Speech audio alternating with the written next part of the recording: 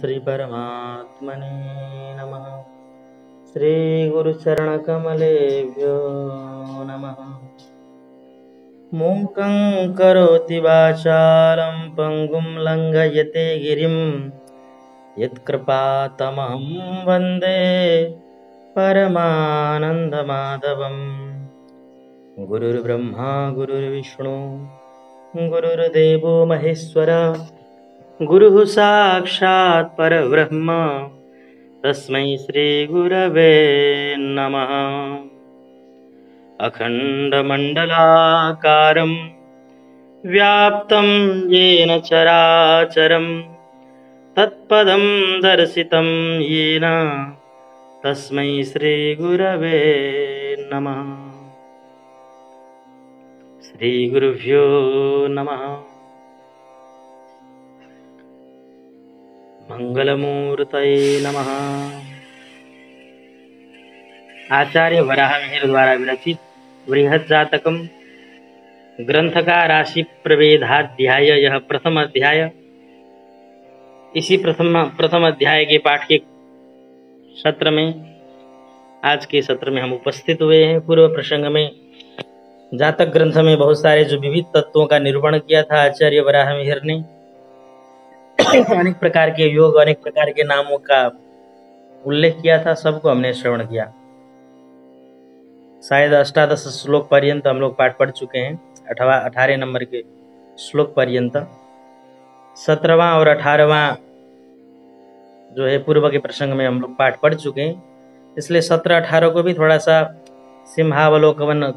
अवलोकनवत थोड़ा सा देखते हुए आगे बढ़ेंगे। जिनका छूटा हुआ है उन लोगों को भी थोड़ा काम आ जाए इस दृष्टि से, और थोड़ा सा आप लोगों को अभ्यास हो जाए इस दृष्टि से हम प्रयास कर रहे हैं कि आप लोगों को पाठ भूले ना, स्मृति में बना रहे। इसलिए कंटक केंद्र चतुष्टय संज्ञा सप्तम लग्न चतुर्थ खभानाम तेषु यथा विहितेषु बलाढ्या कीट नराम्बुचराः बसवश्च। कह करके आचार्य ने इस 17वें नंबर के श्लोक में जो है केंद्रों की संज्ञा बताई। कंटक केंद्र चतुष्टय, चार जो है, 3 जो ये नाम है केंद्र को ये बताते हैं।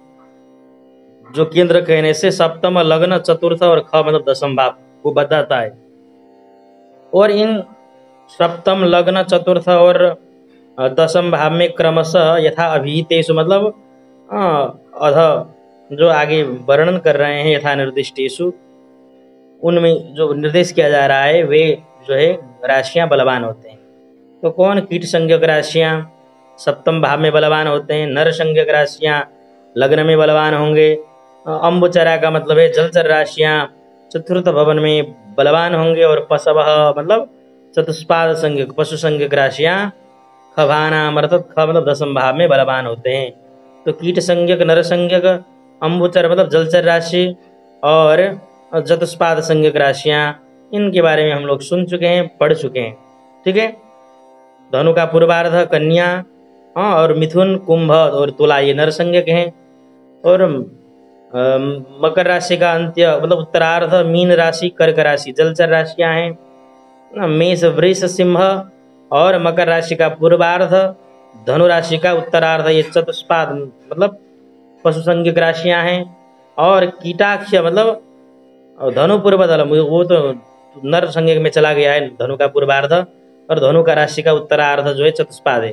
और कीट संज्ञक राशि एक ही है, वृश्चिक राशि। इस तरह से राशयो ही चतुर्विधा कह करके हम पढ़ चुके हैं। सप्तदश श्लोक में फिर 18वें नंबर के श्लोक में हम लोग ने पढ़ा जो है वसंत तिलक छंद में जो आचार्य ने वर्णन किया था। केंद्र कहते हैं 1, 4, 7, 10 को। केंद्र से जो आगे का भाग होता है द्वितीय भाव, पंचम भाव, अष्टम भाव और एकादश भाव, इनकी जो संज्ञा है वह पर्णफर संज्ञा है। और तस्मात् परतः उससे भी पर जो है सर्वम आपोक्लिमम केंद्रात् परम पर्णफरम परतस्य सर्वम आपोक्लिमम हिबुकमं सुखम च विस्म जामित्रम अस्तभवनम सुतभम त्रिकोणम मेसूरणम दशममत्र च कर्म विद्यात्।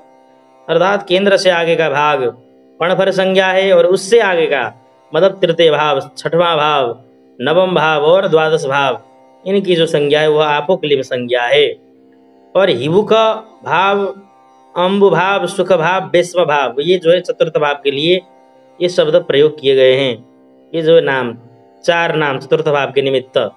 फिर जामित्रम अस्त भवनम, जामित्र भाव कहो, अस्त भवन कहो, ये सप्तम भाव के निमित्त प्रयोग किया गया। दो पर्यायवाचक नाम। और सुतभम त्रिकोणम, सुतभम मतलब पुत्र भाव कहो या त्रिकोण भाव कहो, पंचम भाव के निमित्त प्रयोग किया हुआ दो पर्यायवाचक नाम। फिर मेसूरण कहो, मेसूरण भाव दसम भाव, मेसूरण भाव भी दसम को ही दसम भाव को कहा जाता है। और अत्र च कर्म विद्या, जो है कर्म भाव भी जो है दसम के लिए ही कहा, प्रयोग किया गया है ज्योतिष शास्त्र में। कर्म विद्यात मतलब कर्म भाव, कर्म संज्ञा, कर्म इति अपराम संज्ञा विद्यात मतलब जानियात, समझना है। ठीक है, तो इन सब बातों को हम लोग, इन सब चीज़ों को पढ़ चुके हैं कल के प्रसंग में। अब आज के प्रसंग की ओर हम लोग चलते हैं। आज का यह प्रसंग 19वां श्लोक शार्दूल विकृत छंद में आचार्य ने प्रस्तुत किया है। और यह बड़ा व्यवहारिक निमित्त बड़ा सुंदर प्रयोग किया। राशियों का बल, कौन राशि बलवान होगा, कौन राशि किस प्रकार से बलवान होता है, इस बारे में इन्होंने बताया है। हालांकि फल दीपिकाकार थोड़ा सा प्रकारांतर से बताते हैं, जो अत्यंत अत्युपयोगी है। वो श्लोक आप लोग अगर स्क्रीन में दिखाई दे तो देख लीजिएगा, यूट्यूब में आप लोगों को दिखाई देगा। जो श्लोक है बड़ा प्रसिद्ध है। यो यो भाव स्वामी दृष्टो युतो वा स्वमीर वास्यात् तस्य भावस्य वृद्धि। ठीक है, इसको नोट करके याद कर लीजिएगा। फल दीपिकाकार का यह मत है। हालांकि इसी भाव को यहाँ प्रकट करेंगे इस श्लोक में। इस श्लोक की ओर जाने से पहले भूमिका के रूप में दो शब्द हम यहाँ रख रहे हैं। यो यो भाव स्वामी दृष्टो युतो वा स्वम्यैर्वास्यात् तस्य भावस्य वृद्धि पापैरेवं वीक्षितो तस्य हानि निर्दिष्टव्यः प्रश्नतो जन्मतो वा। प्रश्न कुंडली जन्म कुंडली से यह निर्देश करना, जिस भाव का स्वामी जिस भाव को देख ले। अरे भाई, स्वाभाविक रूप से अगर आप अपने घर को देखते हैं तो वह घर सुरक्षित है कि नहीं। तो अगर किसी भाव को उस भाव के अधिपति ग्रह ने अगर देख लिया तो वह भाव संबंधी फल जातक को मिलेगा, वह भाव मजबूत हो गया। ठीक है, तो यो यो भाव स्वामी दृष्ट, स्वामी से दृष्ट हो, और युत या तो फिर उसका स्वामी उसी में बैठ जाए सोग्री होकर के, तो वह भी बलवान होगा। और स्वम्यी मतलब शुभ ग्रह उसको देख ले, स्वम्यी। यो यो भाव स्वामी दृष्टो युत वा स्वम्यर्वा स्यात् तस्य भावस्य वृद्धि। शुभ ग्रह भी अगर उसको देखते हैं तो तस्य भावस्य तत्भाव, उस भाव का वृद्धि कहना चाहिए। किंतु एवं इसी प्रकार से यदि पापैरेवं वीक्षितो तस्य हानि, यदि पाप ग्रह यदि देखते हैं यहाँ पर, तो तस्य भावस्य हानि, उस भाव से संबंध में हानि जातक के लिए कहना पड़ेगा। जैसे मान लो नवम भावाधिपति तो कहाँ जाके बैठा है पता नहीं, किंतु पाप ग्रह यदि नवम भाव को देख लिया तो नवम भाव से संबंध हानि होगा, भाग्य में कमजोरी होगा, धर्म कर्म में मन नहीं लगेगा, ये सब चीजें। ठीक है, तो इसी तरह से पापम, यहाँ स्क्रीन में वो श्लोक नहीं है, हम यहाँ यूट्यूब में इसको डालेंगे अलग से। ठीक है, तो टीका में ये नहीं है चीज, इसलिए हम बाहर से कह रहे हैं चीज। तो पापैरेवं वीक्षितो तस्य हानि निर्दिष्टभ्य, ये जो है बताना चाहिए, निर्देश करना चाहिए ज्योतिर्विदों को। तो यहाँ पर यही भाव प्रकट कर रहे हैं। यहाँ पर आप लोग श्लोक को तो यहाँ स्क्रीन में देख सकते हैं, स्क्रीन में आप लोगों के श्लोक दिखाई दे रहा है, देखना शुरू हुआ, आप लोगों को दिखना शुरू हुआ।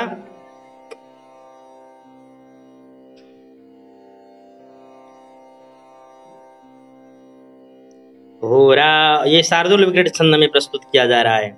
होरा स्वामी गुरुज्ञ विकसित युता नान्यै सवीर्योत्कटा केन्द्रस्था द्विपदादयोन्निशिच प्राप्ते च संध्या द्वये पूर्वार्धे विषयादय कृत गुणा मानं प्रतीपं च तत् दुश्चिक्यं सहजं तपस्स नवमं त्र्याद्यम त्रिकोणं च तत्।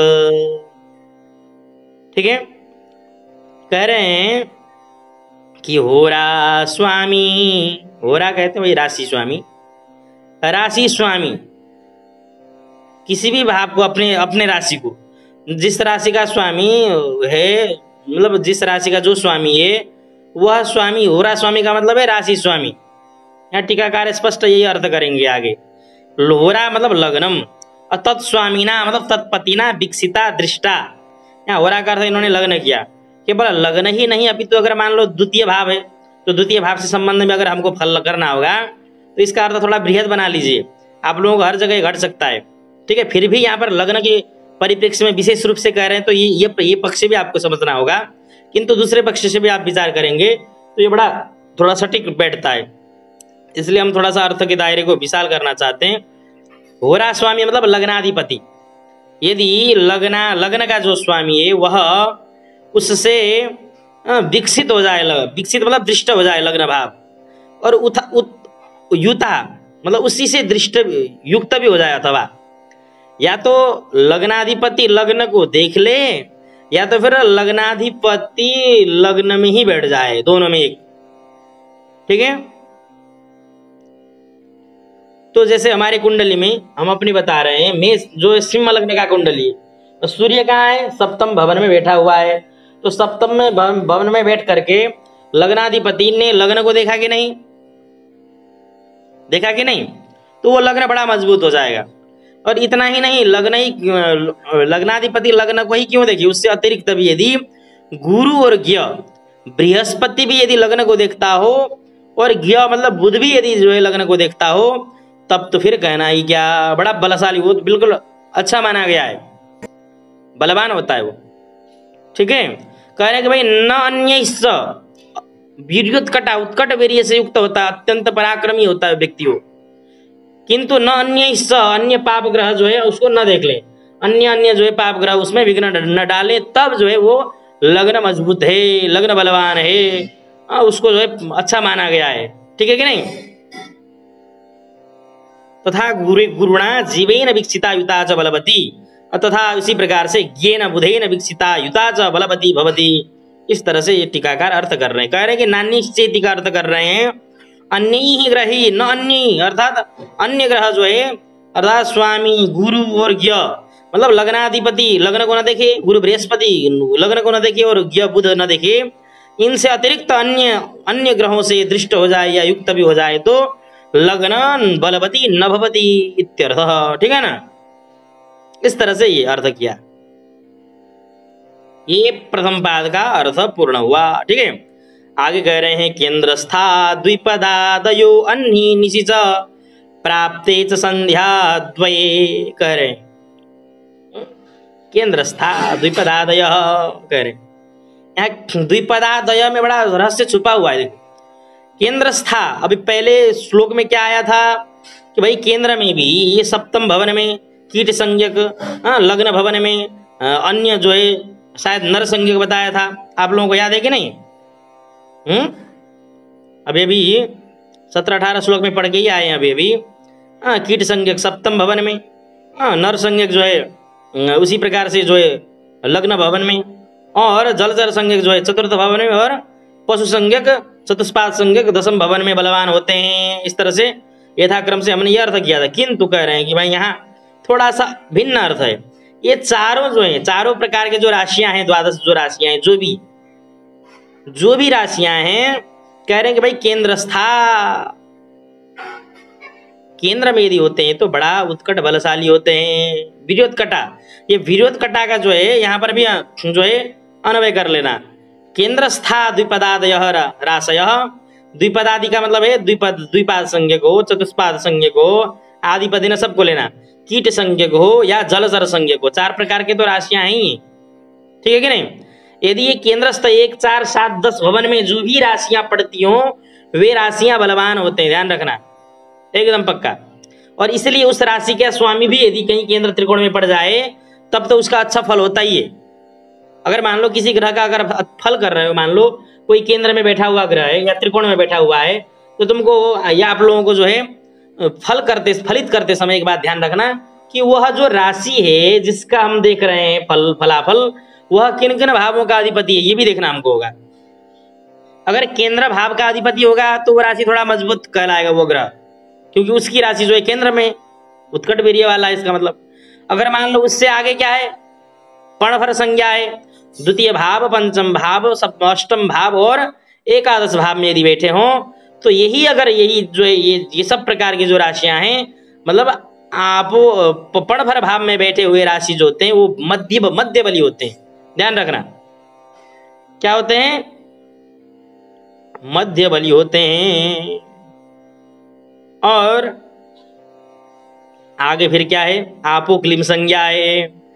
आपो क्लीम संज्ञा मतलब तृतीय भाव, छठवें भाव, नवम भाव और एक द्वादश भाव, इनमें जो बैठे, इनमें जिनकी राशि पड़ती है तो वो जो होते हैं वो थोड़े से कम बलवान। इस तरह से ये केंद्रस्था द्विपदादय से इतना अर्थ निकल रहा है।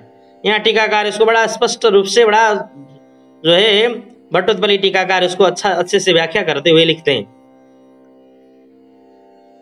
ठीक है, एक बादरायण का मत भी उद्धृत कर रहे हैं। केंद्र स्थाति बलास्यु मध्य बला पण फराश्रिताश्रेया। ठीक है, दिख रहा है आप लोगों को 29 पेज के तृतीय लाइन में। केंद्र स्था जो होते हैं अति बलाह, अत्यंत बलवान होते हैं, और मध्य बली होते हैं पणफराश्रिता, जो पणफर में जिनकी राशियां पड़ती है। और आपो क्लिमगा सर्वे हीन बला राशय कथिता। आपो क्लिम भाव में तृतीय, छठवें और नवम द्वादश भाव में जिनके राशियां पड़ते हैं वे हीन बली होते हैं, मतलब पूर्ण बलवान होकर के अपने फल को प्रदर्शित नहीं कर पाते हैं। ठीक है, फिर आगे कह रहे हैं द्विपद चतुष्पद कीटा। द्विपद संज्ञक अर्थात नर संज्ञक राशियां, चतुष्पाद संज्ञक राशियां और कीट संज्ञक राशियां यथाक्रमेण अन्हि निशि च प्राप्ते संध्या द्वये च वीर्योत्कटा भवन्ति।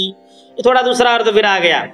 कह रहे कि अन्य का मतलब होता है दिन के समय में द्विपाद राशियां बलवान होते हैं, नरसंज्ञक राशियां। ध्यान रखना, अन्य मतलब दिन के समय में द्विपाद संज्ञक राशियां बलवान होते हैं, और निशि रात्रौ रात्रि के समय में चतुष्पाद राशियां बलवान होते हैं। अन्य दिने द्विपदा बलिनः और निशि रात्रौ चतुष्पदा बलिनो भवन्ति। फिर आगे संध्या द्वये कीटाः बल, कीट जो होते हैं वे बलिनो भवन्ति। तो कीट संज्ञक जो राशि है वृश्चिक राशि संध्या द्वय में बलवान होता है। नर संज्ञक राशि धनु का पूर्वार्ध, कन्या आदि जो भी राशियां हैं ये जो है नर संज्ञक राशियां हैं, ये जो है दिन बली राशियां हैं, रात्रि बली राशियां। ध्यान रखना, इसका भी बड़ा प्रयोजन है, आगे बताएंगे। इसका प्रयोजन इसी श्लोक के आगे पढ़ाते पढ़ाते बताएंगे आप लोगों को। ठीक है, तो इस तरह से राशियां बलवान होते हैं। फिर आगे तृतीय पंक्ति में कह रहे हैं, क्या कहते हैं तृतीय पंक्ति में? ये द्वितीय पंक्ति का भी अर्थ आप लोगों को समझ में शायद आ गया होगा। केंद्रस्था द्विपदादय, फिर वही द्विपदादय अन्य निशि और संध्या द्वये च प्राप्ते वीर्योत्कटाः भवन्ति क्रमेण। ठीक है, द्विपद राशि जो है दिन में, चतुष्पाद जो है रात्रि में, और कीट संज्ञक जो है संध्या काल में बलवान होते हैं। ये हो गया।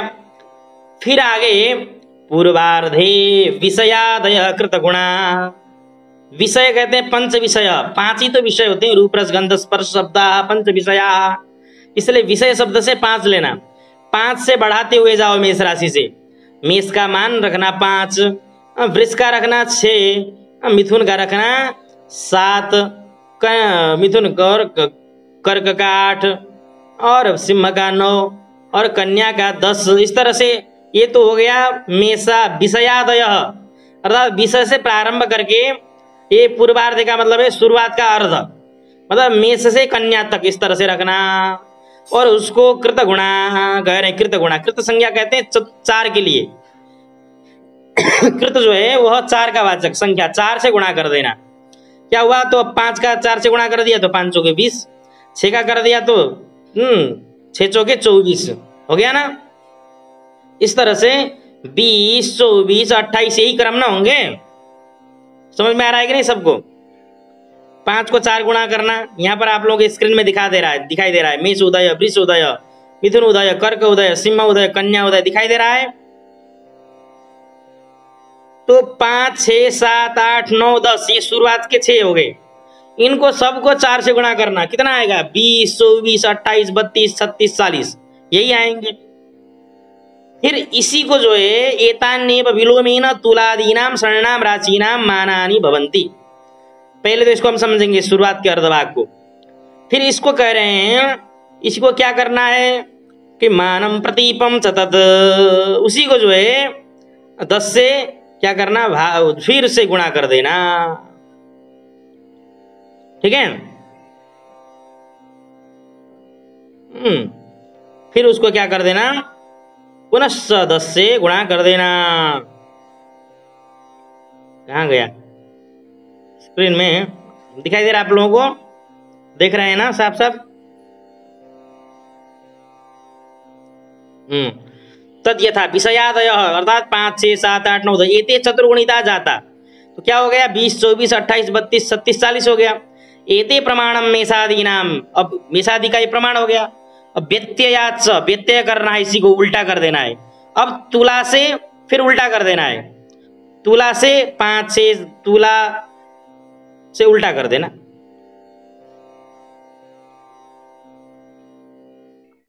तो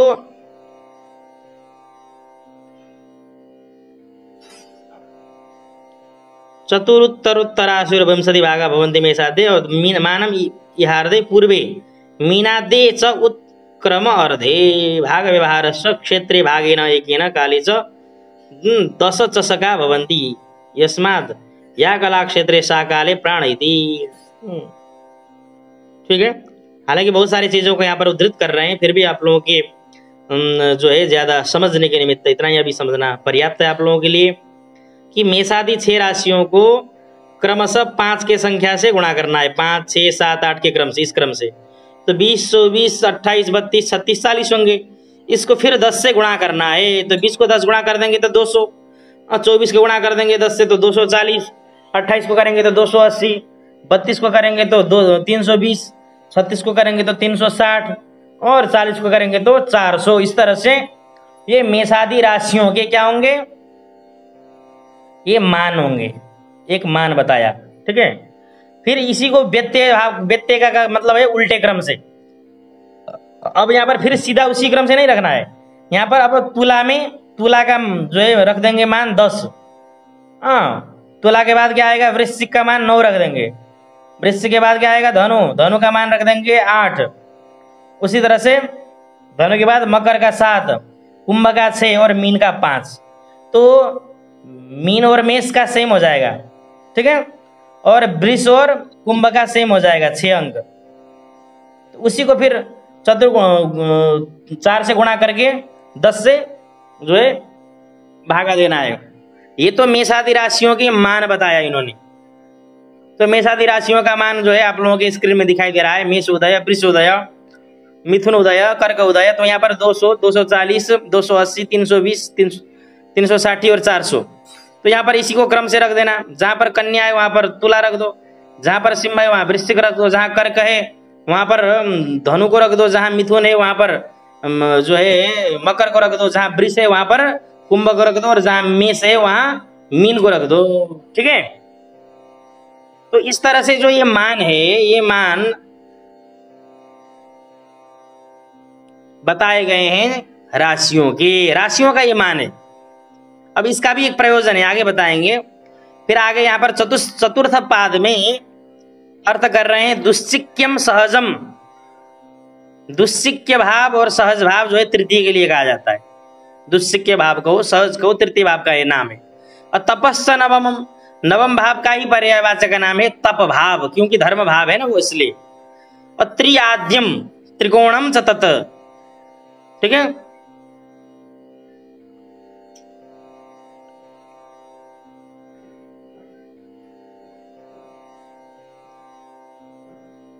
त्रिआद्यम और त्रित्रिकोण,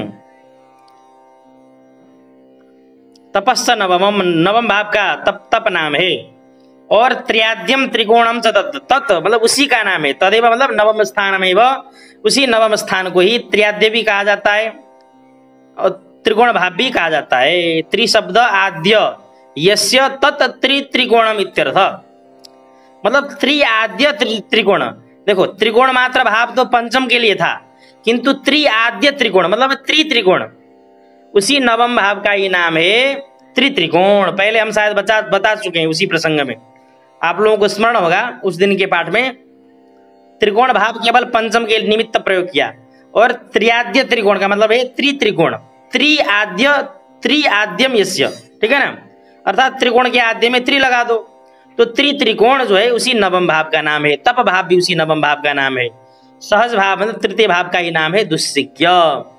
अब यहाँ एक प्रश्न हो सकता है कि आपने अभी अभी जो राशियों का मान बताया, फिर जो है आपने बलवान बताया, तो यही नर संज्ञक बलवान होते हैं, वो बलवान होते हैं, ये बलवान होते हैं, इस तरह से आपने बताया, तो इसका प्रयोजन क्या है, मान क्या है? तो यहाँ पर टीकाकारों ने बड़ा स्पष्ट रूप से बता दिया है कि जैसे मान लो किसी का चोरी हो गया, ठीक है, तो चोरी हो गया, तो चोर जो था कितना बड़ा था, छोटा था या बड़ा था? तो राशियों का अगर मान हम लोगों को पता चल जाए तो हम लोग उस हिसाब से फलित करने में सक्षम होंगे। जैसे 200 जिनका मान है वो तो छोटा है, 400 जिनका मान है वो थोड़ा सा बड़ा है, तो छोटे उसका अवयव थोड़ा अवयव है, मतलब छोटा अवयव है या बड़ा अवयव है? कोई बड़े व्यक्ति ने चोरी किया या छोटे व्यक्ति ने चोरी किया? अगर मध्यम मान वाला होगा तो कोई किसी युवक ने चोरी किया या कुमार ने चोरी किया, तो इसका जो है हम क्या कर पाएंगे? वही बालादि, बालक है, कौमार अवस्था का है, किस अवस्था का है, तो उस राशि के मान के द्वारा हम निर्धारण कर सकते हैं चौरादि कर्म में किस प्रकार का चोर है, कैसे चोर है, ठीक है। इसलिए यहाँ पर राशियों का मान का बड़ा प्रयोजन है।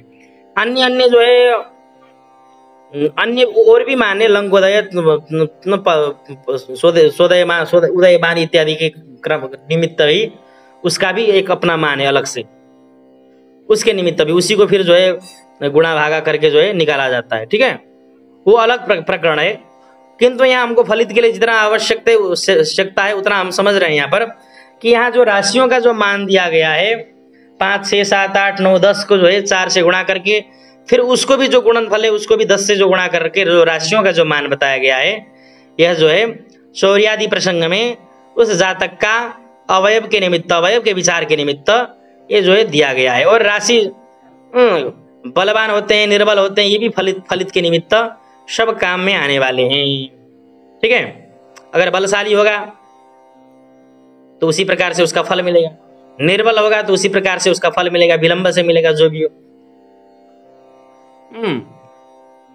यहाँ शायद टीकाकार यहाँ पर लिख रहे हैं, लेकिन यह दूसरा चीज लिख रहे हैं यहाँ पर। तो अब हम ये थोड़ा समझ में आ गया कि नहीं आप लोगों को 19वां श्लोक? अगर किसी को समझ में नहीं आएगा तो पूछेंगे। अब हम लोग 20वें श्लोक की ओर जाते हैं। अधुना राशि वर्णान मंदाक्रांतया आह, राशियों का वर्ण बताया जा रहा है। जो 12 राशियां हमारे समक्ष में, मेषादि राशियां, उनका वर्ण बताया जा रहा है। वही श्वेत वर्ण है, रक्त वर्ण है, किस प्रकार का वर्ण का है, तो राशियों का वर्ण का प्रकथन हो रहा है। ये मंदाक्रांत आसंद में ये भी प्रस्तुत है। रक्त श्वेत सुकतनु निभ पाटलो धूम्र पांडु चित्र कृष्ण कनक सदृश पिंगल कर्वुरश्च बभ्रुः स्वच्छ प्रथम भवनाद्येषु वर्णाः प्लवत्वं स्वाम्या साख्यं दिनकरयुताद् भाद्वितीयं च वेशिः करें। रक्तः श्वेतः सुकतनुनिभ पाटलो धूम्रपाण्डुः चित्रः कृष्णः कनकसदृशः पिंगलः कर्वुरश्च बभ्रुः स्वच्छः प्रथम भवनाद् येषु वर्णाः प्लवत्वं स्वाम्या साख्यं दिनकरयुताद् भाद्वितीयं च वेशी करें। रक्त श्वेत रक्त वर्ण है मेष का, श्वेत वर्ण है वृष का, सुख तनु, सुख कैसा होता है? कैसा होता है बताओ? तोता। सुख के समान वर्ण किसका? मिथुन का। सुख तनु निभ मतलब हरित इत्यर्थ। सुख के समान, सुख तनु के समान, निभ, सुख तनु निभ उसी समान हरा वर्ण किसका? मिथुन का। फिर कर्कट पाटल, पाटल पुष्प ईशत कृष्ण रक्त, थोड़ा सा रक्त काला काला भी, काली में लिया हुआ रक्त, कर्कट का यह रंग है, ठीक है ना, पाटल पुष्प का, ठीक है। मतलब कहने का मतलब ये है कि थोड़ा सा रक्त, पूर्ण रक्त नहीं, जो मेष का जो रक्त था ना, मेष के रक्त और इसके रक्त में अंतर है। मेष तो बिल्कुल खरा खरा रहा था ब्लड की तरह, किंतु ये जो है कैसा है कर्कट कि भाई रक्त तो है लेकिन थोड़ा सा काला काला रक्त, जैसे गाढ़ रक्त नहीं होता है, काला काला लिया हुआ, काली में लिया हुआ रक्त, ईसत कृष्ण रक्त इत्यर्थ। अब सिंहो धूम्र पांडु ईसत शुक्ल, थोड़ा थोड़ा धूम्र वर्ण का पांडु पीला पीला लिया हुआ और थोड़ा थोड़ा शुक्ल शुक्ल लिया हुआ, ठीक है। कहने का मतलब है कि भाई सूर्योदय काल में कैसा होता है, थोड़ा सा धूम्र धूम्र पांडु पीला पीला और थोड़ा थोड़ा गोरा गोरा, इसलिए सिंह राशि का जो जातक होगा ना उसी प्रकार से गौर वर्ण का होगा, लेकिन थोड़े से पीला पीला गौर, नहीं समझे, कोई कोई गोरा होता है लेकिन लाल गोरा होता है, कोई कोई गोरा होता है थोड़ा सा उसमें पीला पीला टाइप का गोरा होता है, इसलिए सिंह लगने वाले जातक का ऐसा वर्ण होता है। मतलब कौन सा जातक किस प्रकार का है, जातक के निर्धारण में भी, और चोरी आदि करने वाला पुरुष कैसा है, गोरा पुरुष ने चोरी किया कि काले व्यक्ति ने चोरी किया कि लाल लाल टाइप का था व्यक्ति की, नहीं होता है, किस वर्ण का था चोर, ये भी मालूम पड़ जाएगा चौर आदि के प्रसंग में भी, बहुत सारे इसके काम है।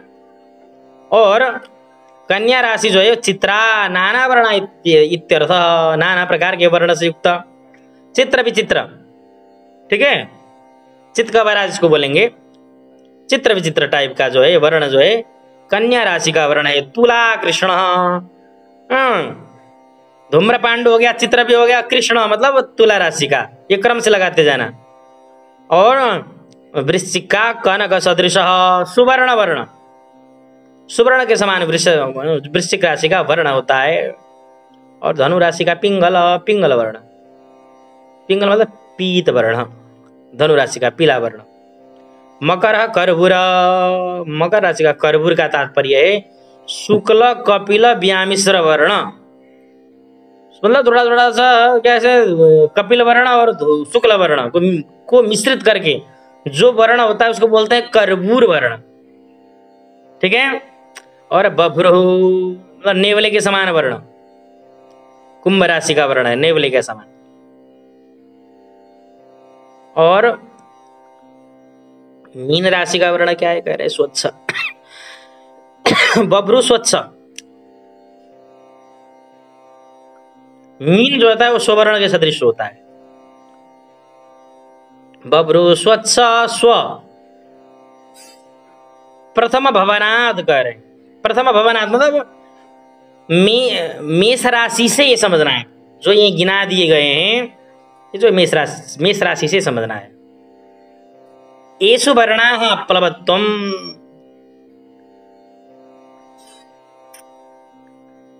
एषु वर्णाः, इसका प्रयोजन यहां लिख रहे हैं।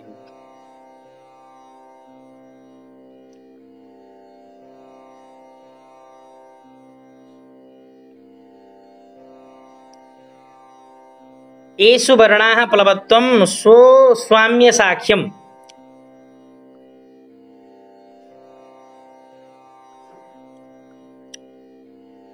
यहां पर टीकाकार बड़ा सुंदर अर्थ कर रहे हैं। पहले पूर्व प्रसंग में हमने क्या कर दिया था भाई, संपूर्ण राशियों का अपना अपना दिशा बता दिया था ना। सर्वस्य राशि है स्वाम्य साक्ष्यम स्थानम, स्वाम्य साक्ष्यम का मतलब है अपने स्थान में ही उसका प्लवत्व रहता है। प्लवत्व का मतलब है उस तरफ ढलान रहता है, जैसे पानी कहीं भी गिर जाए, जिस तरफ ज्यादा ढलान है, जिस तरफ से ज्यादा झुकाव है उस तरफ ना बहेगा, है कि नहीं। तो जिस राशि का जो स्थान है उस तरफ ही उस राशि उसका झुकाव रहता है। मतलब जैसे मान लो कोई चोरी करके कहाँ गया ये निर्धारण करना है, तो हमको मालूम पड़ गया कि भाई चोरी करने वाला कोई मेष का जातक है, तो मेष राशि कहाँ कहाँ पर है, किस मेष राशि जो है पूर्व का स्वामी है कि नहीं, तो पूर्व की ओर उसका झुकाव रहेगा स्वतः, क्योंकि लग्न तत्कालिक कुंडली हमने बनाया, वहां पर लग्न में मेष आ गया और जो मंगल का ज्यादा प्रभाव हो गया, तो वहां पर हमको क्या कहना समझना पड़ेगा कि भाई ये जो है यहाँ पर मेष में इसका प्लवन है। संपूर्ण राशियों का अपने अपने जगह पर प्लवन रहता है। अगर वृष हो तो इसी तरह से दक्षिण दिशा की ओर प्लवन, वो चोर चोरी करके दक्षिण दिशा की ओर माल लेके भगा है। अगर मान लो जो है मिथुन राशि है, तो वहां पर मिथुन राशि का जो है दिशा कहाँ है, पश्चिम है, तो पश्चिम दिशा की ओर गमन किया है। इस तरह से मतलब जिस राशि का जो प्लवन प्लवन करने वाला स्थान रहता है उसी तरफ उसका माल गया हुआ, ये समझना। एक बात तो है, लेकिन यहाँ दूसरे प्रकार से थोड़ा कह रहे हैं कि भाई एक तो वर्णा प्लवत्वम, वर्णों का प्लवन अपने राशियों की तरफ होता है, ये तो बात ठीक है। कह रहे कि भाई स्वाम्य साख्यम प्लवत्वम, कह रहे कि भाई राशि के तरफ न होकर के राशि स्वामी की दिशाओं की तरफ प्लवन रहता है। तो राशि स्वामी की दिशा की तरफ प्लवन रहता है, तो यहाँ राशि स्वामी की दिशाओं को हमको समझना होगा फिर तो। क्यों? क्योंकि सूर्य जो है पूरब दिशा का अधिपति है, पूरब दिशा का प्रतिनिधित्व करता है, तो फिर तो सिंह राशि पूरब दिशा हो गया। फिर इसी तरह से चंद्रमा आग्नेय कोण की ओर, मंगल जो है दक्षिण दिशा की ओर, शनि जो है पश्चिम दिशा की ओर, ठीक है कि नहीं। इसी तरह से फिर आग्नेय के निमित्त जो है सॉरी वायव्य के निमित्त चंद्रमा, उत्तर के निमित्त बुध, और बृहस्पति जो है ईशान कोण के निमित्त। तो इन ग्रहों के जो जो राशियां होंगे वहां पर पड़ेंगे लग्न में, तो उन दिशाओं की ओर प्लवन समझना पड़ेगा। अर्थात धन्वी मीन योर जीव अधिपति तस्य ऐशानी दिक तत्र तो प्लव संज्ञौ, यहां पर यही कह रहे हैं जो अभी हमने बताया।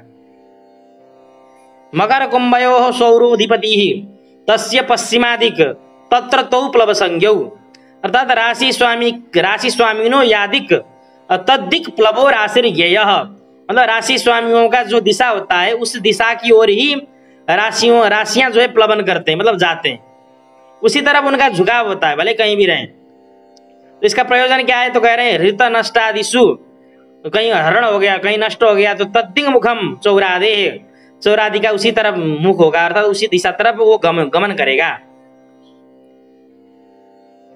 इसका बड़ा अच्छा प्रयोजन है, ठीक है। तो बभ्रु स्वच्छ प्रथम भवनादि यहां तक हो गया। और एसु वर्णा प्लवत्वम, जिस वर्ण का, जिस राशि का जिस तरफ प्लवन रहेगा, किस तरफ, तो कह रहे हैं कि भाई स्वाम्य साख्यम, अपने स्वामी के शाखा की तरफ अर्थात दिशा की तरफ उसका जो है प्लवन रहता है, झुकाव रहता है। फिर आगे कह रहे हैं दिनकर युताद भात द्वितीयम सबेसी, दिनकर युताद भात मतलब स्थानात, जन्म के समय में सूर्य जिस राशि में हो उस राशि से, तो दिनकर युताद भात का मतलब है सूर्य जिस राशि में हो जन्म समय में, जन्म लग्न में, उस राशि से जो द्वितीय भाव है, उस द्वितीय भाव को बेसी संज्ञा कहा जाता है। तो ये बेसी संज्ञा किस लिए? सूर्य जहां है उससे द्वितीय भवन को बेसी संज्ञा बताए, ठीक है, बेसी तो आपने बता दिया, किंतु ये बेसी संज्ञा किस निमित्त है? तो कह रहे हैं कि भाई बेसी संज्ञा इसलिए यहाँ बताया जा रहा है कि आगे बताएंगे इसका प्रयोजन, कि भाई बेसी में कोई शुभ ग्रह हो तो उसका फल अच्छा होता है, बेसी में कोई पाप ग्रह हो तो अच्छा नहीं होता है व्यक्ति के लिए, जातक के लिए अच्छा है बेसी में शुभ ग्रह रहना, तो इसका फल यही है, इसलिए यहाँ पर बेसी संज्ञा को यहाँ बताया जा रहा है, ठीक है। नेपाल में भी थोड़ा सा पहाड़ से नीचे का जो जमीन होता है उसको बेसी कहा जाता है, और लेकर बेसी लेक कहा जाता है, बड़ा एकदम हिमपात होने वाला जगह। और बेसी का मतलब होता है, यहाँ भात द्वितीयम कहा ना यहाँ पर, तो सूर्य से जो द्वितीय भवन है, तो यहाँ कहने का तात्पर्य यहाँ पर बेसी शब्द जो है लोक व्यवहार में भी प्रयोग हो रहा है कि भाई बेसी शब्द मतलब कोई समतल भूमि, ठीक है ना, पहाड़ी नहीं, बिल्कुल नीचे का भाग। इस तरह से ये जो है कहीं ना कहीं से संस्कृत निष्ठ ही शब्द प्रतीत हो रहा है, यहाँ पर परंपरा से आया हुआ शब्द है। किसी को कुछ नहीं समझ में आया तो पूछ सकते हैं। ये जो है प्रत्येक जो है यहाँ पर जातक ग्रंथ में जो भी बताया जा रहा है, इसका प्रत्येक का आगे बड़ा प्रयोजन है, बड़ा प्रयोजन है। अब इसको हम जो है अब यहाँ वृहद रूप से, विस्तृत रूप से नहीं बता रहे हैं, फिर भी जितना अति आवश्यक है उस सबको हम बता चुके हैं। इसको जो है और विस्तृत रूप से आप टीका ग्रंथों को देख करके अध्ययन कर सकते हैं, नहीं आए तो फिर पूछ सकते हैं, ठीक है। आज का पाठ यहीं तक, और इसी के साथ में जो है प्रथम अध्याय